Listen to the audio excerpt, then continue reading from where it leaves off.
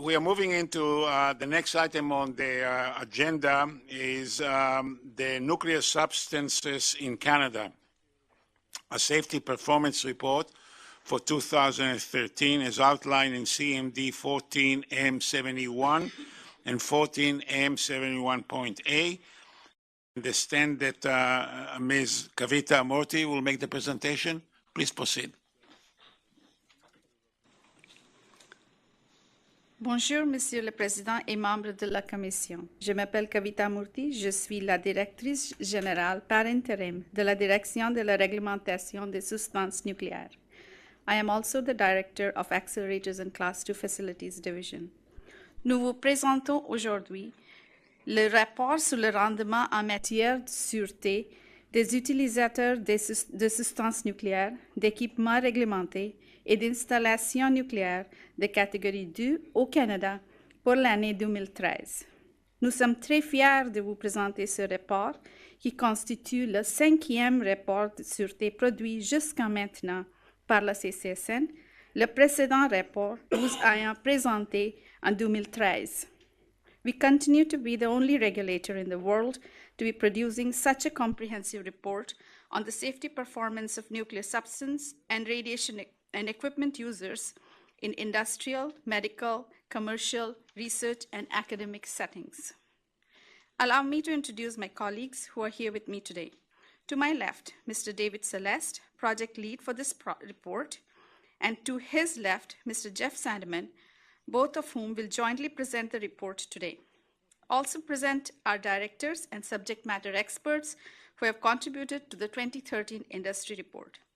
Mr. Peter Funderek, Director, and Mr. Paul Matthews, Licensing Project Officer of the Nuclear Substance and Radiation Device Licensing Division. Mr. Henry Rapsky, Director of the Operations Inspection Division. Mr. Sylvain Fay and Ms. Marissa Devine, Program Officer of the Transport Licensing and Strategic Support Division. Mr. Jeff Sandeman is the Senior Project Officer of the Accelerators and Class II Facilities Division. Ms. Caroline Purvis, Director, I think she's not here today. Mr. Diego Estan, Radiation Protection Officer of the Radiation Protection Division from the Directorate of Environment and Radiation Protection and Assessment. Also from the same directorate, Ms. Melanie Rickard, Acting Director, and Adeline Gao, Dosimetrist of the Radiation and Health Sciences Division. Mr. Paul Dunhertog, Inspector, and Ms. Isabel Tremblay, Program Officer, and Ms. Caroline Purvis, Director, could not be here today. Other CNSC staff members are present here today also to support the project team. As I mentioned earlier, today's presentation will be jointly delivered by David Celeste and Jeff Sandeman. The responsibility for regulatory oversight of the 2 Class 1 particle accelerator facilities in Canada, namely Triumph and Canadian Light Source Incorporated, fall under the mandate of the Directorate of Nuclear Substance Regulation. In keeping with the highly detailed reports presented to the Commission on the safety performance of other Class 1 facilities, staff will present the performance of these 2 facilities in greater detail than other activities in the industry report. Mr. Sandeman will be presenting that part of the report to you today. The presentation will begin with general highlights and overview, then move on to overall sector-specific safety performance, and give you an insight into the safety performance of licensees whose regulatory oversight is the responsibility of the Directorate of Nuclear Substance Regulation. Before I hand over the presentation to David, I wish to draw your attention to errors in the CMD that we noted after the submission deadline had passed. The number of workers in the high energy accelerator subsector is incorrectly reported as 5,716. The actual number of workers is 2,504. Upon discovering the error, we reevaluated the performance results presented in this report. There is no significant impact on any of the results, and most importantly, none of the overall conclusions were affected. On page 17, figure 11, radiation protection inspection ratings, commercial sector in 2013 was 93.2, not 93%. On page 20, figure 14, malfunctioning or damaged devices for 2010 was 39, not 37. On page 28, on figure 17 and the associated text, Operating performance inspection rating for the medical sector in 2013 was 91.7%, not 92.1%. And finally, on page 29, figure 18 in the associated text, radiation protection rating, medical sector 2013 was 81.5%, not 80.5%. We apologize for these errors and we'll make sure they're all corrected before we go into publication. Sorry to interrupt, but could you point on the first bullet where the numbers are 2504 and said, where is it? Which page number is it actually the correction? I missed it.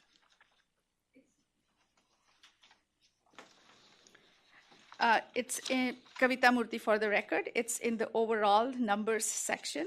We'll get to the page in a minute. If you look at figure 8, the 27,733, the total number would drop down.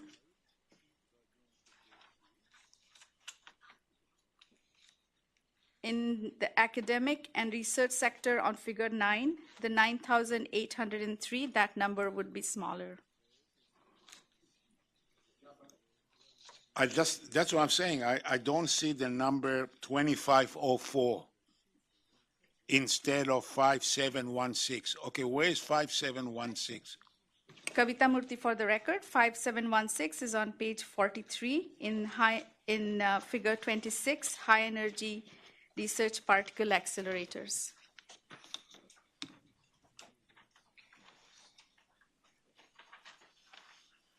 Okay.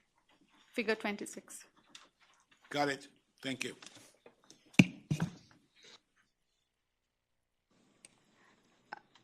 Kavita Murthy for the record. You will also have noted that the graphs related to the doses to workers in our presentation look different from the graphs in the CMD. We ran into technical difficulties converting between different releases of the presentation software, and we had to make this change. But the information we present is exactly the same. Je passe la parole maintenant à Mr. Celeste qui fera la présentation en anglais. I will yield the floor to Mr. Celeste, who will do the presentation in English. The Commission, David Celeste for the record. The next few slides will provide you with highlights of the 2013 report, as well as details of the major changes made in this year's report. There were just under 2,500 licenses as of December 31st, 2013, with the distribution of licenses among the 4 sectors remaining essentially unchanged since 2009. The 4 sectors are medical, industrial, academic and research, and commercial. There are 2 broad classifications of workers used in this report. In a regulatory context, worker means any person who performs work that is referred to in a license. The term nuclear energy worker is used to distinguish those workers for whom there is a reasonable probability that they may receive a dose greater than the general public limit of 1 millisieverts per year as a result of their work. In reality, most workers in the nuclear sector actually receive radiation doses which are well below the general public dose limit. Any worker not designated as a nuclear energy worker is referred to as an other worker in this report. In 2013, there were a little under 79,500 workers whose doses were monitored. Of these, just over 27,700 were designated as nuclear energy workers, or NEWs. Unless explicitly stated, all references to workers from this point forward in this presentation refers to NEWs. Nuclear substances are used in all walks of life across Canada. The medical sector uses nuclear substances and operates accelerators for diagnostic and therapeutic purposes in hospitals and medical clinics. The industrial sector uses nuclear substances in production facilities or as part of fieldwork or construction. The academic and research sector primarily uses unsealed nuclear substances for biological and biomedical research in universities and research laboratories. Finally, the commercial sector produces, processes, stores, and distributes nuclear substances. The sector also encompasses the calibration of radiation detection instruments, as well as servicing of prescribed equipment. Nuclear substances are packaged and transported within all four sectors. Approximately 1 million packages are safely transported each year in Canada. Of the approximately 1 million packages transported in 2013, only 26 events were reported relating to packaging and transport. All were categorized as low risk. Overall, the transport of nuclear substances is done safely and responsibly. We made several improvements to this edition of the report. Many of them were in response to previous Commission feedback. This edition is the first to provide dose data for the full population of workers whose doses were monitored in 2013. This allows for better representation of the population at hand, better representation of worker doses, and better comparison between yearly data sets. From this point forward, future editions of this report will use all dose data provided to the CNSC. The next major change was to provide an overview of the opportunities the CNSC has created for licensees to interact with the regulator outside the scope of compliance inspections. These opportunities allow CNSC staff to focus on key issues related to the safe use of nuclear substances for specific groups of licensees. In addition to these outreach sessions, the CNSC has established permanent working groups with some of our stakeholders. This includes the Industrial Radiography Working Group and the Canadian Radiation Protection Association Working Group. We have found that better informed licensees typically have better compliance ratings. The third major change is the categorization of reported events by risk. The criteria for this categorization is based on events' radiological, security, and environmental risks. Events are categorized as high, medium, or low risk using a two-step process. Upon receipt of the initial report, an event is categorized based on its potential risk. The final categorization is based on the actual impact or consequences of the event. To sum up, several improvements have been made in this year's report based on previous Commission feedback. This includes each of the first 4 items shown here. The last 2 items, which the Commission identified in 2012, have not been addressed in this year's report for the following reasons. With respect to radiopharmacy worker doses, an analysis was performed which indicated that worker doses were comparable to workers in the diagnostic and therapeutic nuclear medicine subsector. Consequently, segregating radiopharmacy doses was deemed unnecessary. Due to the time constraints, public consultation on the 2013 industry report was not feasible. We are planning to incorporate this in the next edition of the report. I will now move on to provide an overview of the report. The report focuses on the use of nuclear substances and prescribed equipment in medical, industrial, and commercial sectors, as well as for academic and research purposes. The report uses several performance measures to provide an accurate overview of safety in those sectors. Inspection ratings provide a measure of the degree of compliance with regulatory requirements. These ratings are provided for 2 safety and control areas: operating performance and radiation protection. Operating performance refers to the licensee's ability to perform license activities in accordance with specific operational requirements. Radiation protection refers to the safety program every licensee must put in place to ensure that contamination levels and radiation doses received by individuals are monitored, controlled, and maintained as low as reasonably achievable. The final 2 performance measures are doses to workers and reported events. These performance measures are evaluated as part of the compliance verification program. This program uses a risk-informed and performance-based approach. This means that license activities which inherently carry a greater degree of risk, or licensees who have previously demonstrated poor compliance, are subject to greater regulatory oversight in the form of more frequent or more detailed compliance activities. Compliance activities include both on-site inspections and desktop reviews of mandatory compliance reports. In 2013, 1,568 inspections were conducted by CNSC inspectors. The following slides will provide an overview of safety performance across all sectors. Doses to workers continue to be significantly below regulatory limits and comparable to previous years. In general, compliance ratings for operational performance and radiation protection continue to be good, with compliance rating improvements in most sectors. All 150 reported events were assessed by CNSC staff and were categorized as low risk. Overall, the use of nuclear substances in Canada continues to be safe and responsible.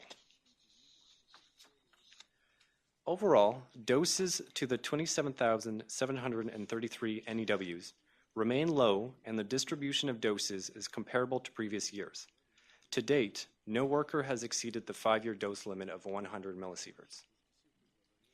It is worthwhile noting that the sampling of the reports of previous years did not include all of the doses to workers data. This is why there is a higher number of workers in 2013 when compared to previous years. The differences in the dose distribution between the sectors continue to reflect the nature of the activities within those sectors. The majority of doses above 5 millisieverts continue to be in the industrial sector. 11 workers in this sector received annual doses between 20 and 35 millisieverts. All of these workers were in the industrial radiography subsector. There were 6 cases where, based on dosimetry results, a worker may have exceeded a regulatory dose limit. In all cases, the licensees responded in accordance with the radiation protection regulations. None of the 6 cases resulted in immediate adverse health consequences to the workers. In all cases, the licensees implemented acceptable measures to prevent recurrence. In 2 of the cases, the investigation revealed that non-NEWs had indeed exceeded the 1 millisievert regulatory dose limit. In 3 cases, the investigation conducted by the licensee suggested the doses were non-personal, but did not unequivocally demonstrate this. In the last case, the dose registered on the dosimeter was deemed to be non-personal, and a dose change request was approved by CNSC staff. Overall, doses remain low, with over 99.9% of workers receiving doses below regulatory limits. In general, compliance ratings for operating performance continued positive trends in most sectors. The biggest improvement in compliance ratings was seen in the commercial sector. This increase can be directly correlated to a shift in strategy for inspecting licensees in the servicing subsector. This group of licensees saw their first field inspections in 2012, which explains the drop in compliance in 2012. Licensees now have a greater understanding of regulatory requirements, which has led to a significant improvement in compliance ratings in 2013 when compared to 2012. For inspections that resulted in ratings below requirements, CNSC staff ensured that all non-compliances were properly addressed and corrected. In general, compliance ratings for radiation protection also continued positive trends in all 4 sectors. Non-compliances in this area can range from simple administrative failures, such as poor record keeping, to major issues such as loss of control of radioactive sources. The vast majority of non-compliances in this safety and control area had no immediate impact on the health and safety of workers. All non-compliances were properly addressed and corrected. In the few cases where there was an immediate health and safety risk, the CNSC took additional enforcement actions, which are described next. An order is one of the key enforcement actions used by CNSC. An order must be obeyed by the recipient. Failure to comply can lead to further regulatory measures. Of the 24 enforcement actions issued to licensees, 22 were orders and 2 were administrative monetary penalties. The majority of the orders continued to be issued to the same industrial subsectors as in previous years. The CNSC compliance program in the industrial sector in 2013 paid particular focus on the portable gauge subsector, and as a consequence, most of the orders issued in 2013 were to licensees in this subsector. All orders issued in 2013 are now closed. Details of all enforcement actions, including orders and AMPs, are published on the CNSC's public website. The number of reported events increased from 139 events in 2012 to 150 in 2013. All were assessed by CNSC staff and categorized as low risk. There were 17 reported events involving missing or found nuclear substances. In 9 of the 17 cases, sealed sources or radiation devices were recovered. The remaining cases involve low-risk sources, most of which have decayed to below exemption quantities. The 17 reported events involving breaches of security are in fact safety barrier breaches. These typically involve people entering a restricted work area established prior to the use of a radiation device or prescribed equipment. All of these events were categorized as breaches. Although these events were categorized as breaches of security, all of them were a result of workers not following operational procedures. No attempts were made to illegally gain access to nuclear substances. Here is a comparison of reported events by sector. Reported events generally remain constant in most sectors, with the largest increase in the industrial sector. This was mainly due to an increase in the number of reported events related to safety barrier breaches. Of those, 15 were related to the industrial radiography subsector. This concludes the overall summary. I will now move on to an overview of each of the 4 sectors. Let's begin with the medical sector. The medical sector included 552 licenses and just over 6,900 NEWs. Performance results are provided for all licensees in the sector. 3 subsectors are highlighted in further detail. These are diagnostic and therapeutic nuclear medicine, in which unsealed nuclear substances are administered to patients to diagnose and treat medical problems. Radiation therapy, which uses external beams of radiation or radioactive sources to treat cancers. And veterinary nuclear medicine, which uses techniques similar to those employed in human nuclear medicine. Doses to workers in the medical sector remain low. Compliance rating for operating performance and radiation protection continue to be good, with increases in compliance ratings demonstrated in both areas. No enforcement actions were issued in 2013. Here is a breakdown of doses to workers in the medical sector. Almost all radiation therapy workers continue to receive doses below 1 millisieverts. Nuclear medicine doses are typically higher due to the need to handle unsealed radioactive sources. Despite this, the vast majority of nuclear medicine workers continue to receive doses less than 5 millisieverts. In total, there were 25 reported events in the medical sector. Most of the reported events were related to spills or contamination during the handling of unsealed nuclear substances. This is to be expected given the number of medical procedures in Canada involving unsealed nuclear substances. It is worth noting that the number of reported spills has remained constant since 2011. All reported events were assessed by CNSC staff and categorized as low risk. Now we move on to the industrial sector. The industrial sector included 1,440 licenses and almost 9,500 NEWs. Performance results are provided for all licensees included in this sector. 4 subsectors are highlighted in further detail. These are industrial radiography, which involves the use of exposure devices for the non-destructive examination of materials such as pipelines. Portable nuclear gauges, which are typically used to measure moisture and density in soil and the compaction of asphalt in construction. Fixed nuclear gauges, which are used to monitor production processes in many industries such as paper mills. And oil well logging, where sealed sources or compact accelerators are sent on cables down very deep, narrow boreholes to analyze the geological structure and composition of the bedrock to help locate oil. Doses to workers in the industrial sector remained low. Compliance ratings for operating performance and radiation protection continue to be good, with an increase in compliance demonstrated in radiation protection.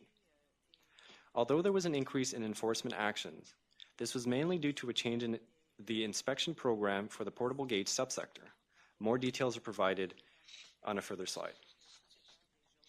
Here's a breakdown of doses to workers in the industrial sector.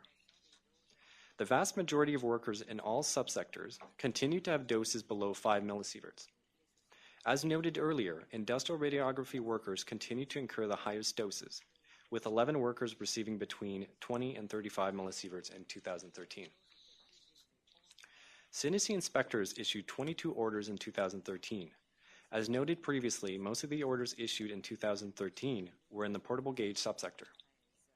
Due to the large number of orders in that subsector, CNSC staff have also developed a focused outreach strategy to clarify regulatory requirements and to deal with systemic non-compliances. This is similar to the strategy staff successfully used in the industrial radiography subsector.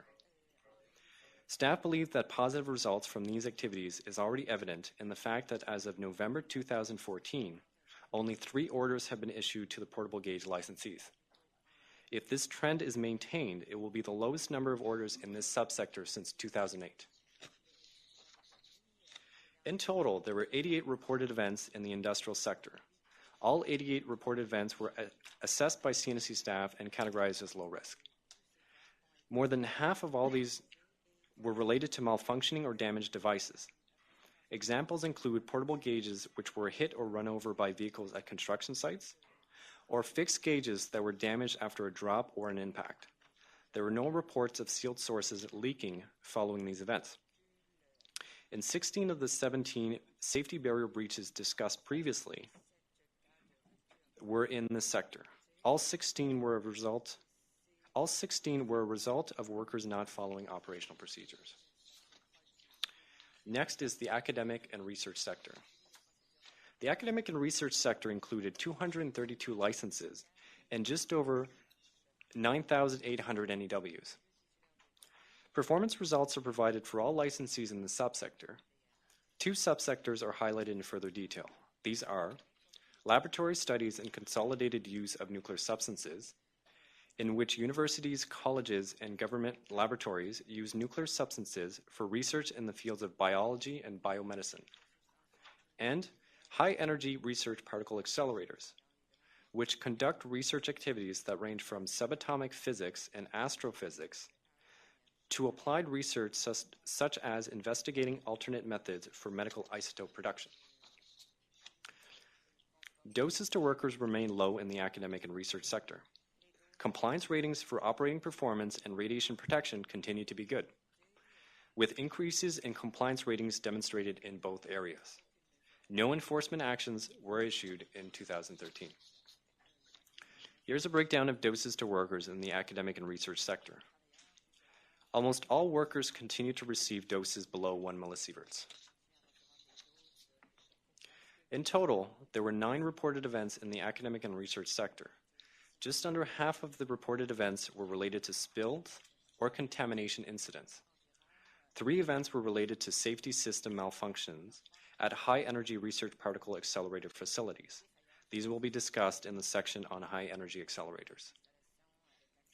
All 9 reported events were assessed by CNSC staff and categorized as low risk. Next, we cover the commercial sector. The commercial sector included 256 licenses and just over 1,500 nuclear energy workers. Performance results are provided for all licensees in this sector. 5 subsectors are highlighted in further detail. These are isotope production accelerators, which are used for the production of isotopes in diagnostic medical imaging, processing of nuclear substances for industrial, medical, and research purposes, servicing of prescribed equipment, which includes installation and repair of radiation devices, as well as the installation and removal of sealed sources. Distribution of nuclear substances, which involves the operation of specialized facilities that possess nuclear substances and radiation devices for sale and redistribution to other licensees such as laboratories and hospitals, and calibration, which uses nuclear substances for calibration of radiation detectors. Doses to workers remain low in the commercial sector. Compliance ratings for operating performance and radiation protection continue to be good, with increases in compliance ratings demonstrated in both areas. No enforcement actions were issued in 2013. Here is a breakdown of doses to workers in the commercial sector. The vast majority of workers in all subsectors continued to have doses below 5 millisieverts. In total, there were 28 reported events in the commercial sector. More than 2/3 of the reported events were related to minor contamination incidents during the handling of unsealed sources at processing facilities. All 28 reported events were assessed by CNSC staff and categorized as low risk. For high-energy research particle accelerators, I will now turn the presentation over to Mr. Jeff Sandman. Jeff Sandeman, Senior Project Officer, Director of Nuclear Substance Regulation. Within the academic and research sector, there are 2 high-energy particle accelerator facilities which are subject to additional compliance oversight due to their size and complexity. These are Triumph Accelerators in Vancouver and the Canadian Light Source in Saskatoon. Triumph actually operates 7 different accelerators on its site, and it's Canada's national laboratory for nuclear and particle physics research and related sciences. Triumph is also a major producer of radioisotopes used for medical diagnostic procedures. CLS operates a synchrotron facility, which is used for experimental research in a wide range of fields, including biology, materials research, atomic and molecular science, and electronics. The compliance rating for all 13 safety and control areas applicable to these facilities are summarized here. These ratings are based on the compliance activities conducted in 2013, including inspections, review of events reported by each facility, and a review of the annual compliance reports submitted by each licensee.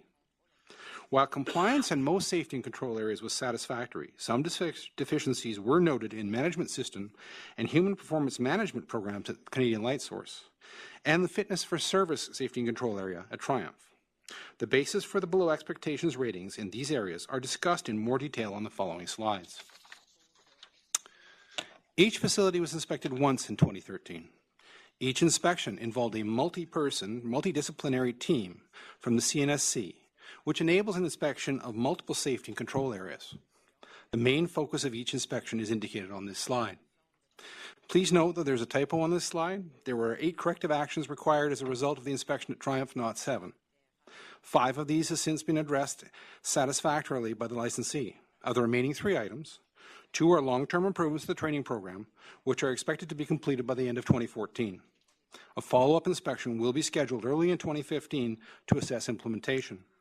The final corrective action relates to one of the reported incidents. An acceptable action plan has been submitted and progress is being monitored by CNSC staff.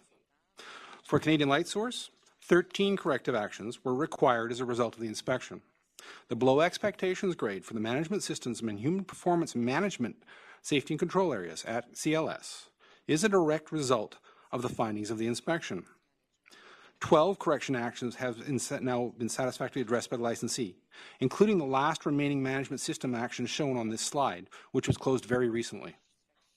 The remaining items is a long-term improvements in implementation of a systematic approach to training for all personnel. Again, satisfactory progress has been demonstrated to date, and CNSC staff continue to monitor progress via mandatory periodic reporting by the licensee. The collective dose to all staff working at Triumph in 2013 was 144.9 person millisieverts, a reduction of more than 25% from 195.1 person millisieverts in 2012. This continues a decade-long trend, during which collective doses to Triumph staff has decreased by 66% since 2004. Staff doses are now at the lowest levels they have been since 1979.